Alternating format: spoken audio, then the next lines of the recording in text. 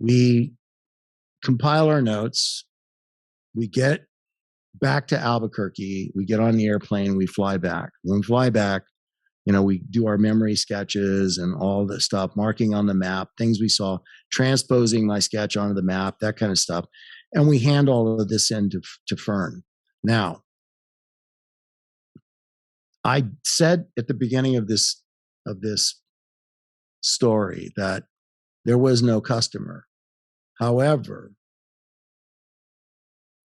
within 12 to 18 months, there showed up out there these, and I don't remember who did it, and I'm sure you guys can probably look it up, but some company like a DynCorp or a big company showed up out there with all of these white like reefer trucks, that they pulled in there and started pulling up satellite dishes and all these other things.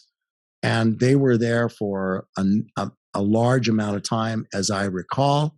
And what they were doing was looking and measuring and tracking and figuring that all out. They were not there to pick up rocks or look for Anasazi pottery shards. They were a research element that was there looking and waiting and listening for something.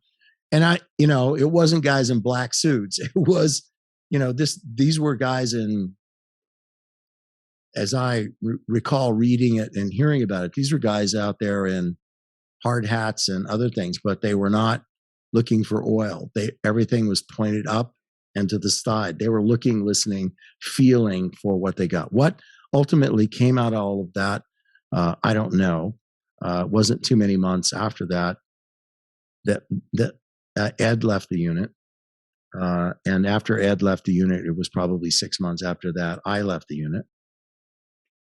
But what was unusual was to see that happen after what we did and what we turned in, which was supposedly nothing. It was just to be added to the historical record. So are there things in a special access program that people in the special access program don't know about? Yeah. That's how special access programs operate. That's how they stay alive and how they keep doing what they're doing, even if something happens in that program. Like if it folds up, that mission continues and other elements can blossom and be used. So something got reported to somebody and it was significant enough that somebody contracted somebody to go out there and check it. So I don't know what they came up with, nor would we ever.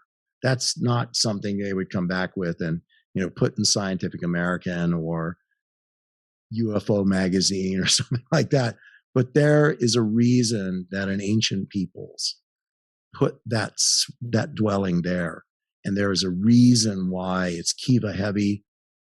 There's a reason why it was perfectly laid out.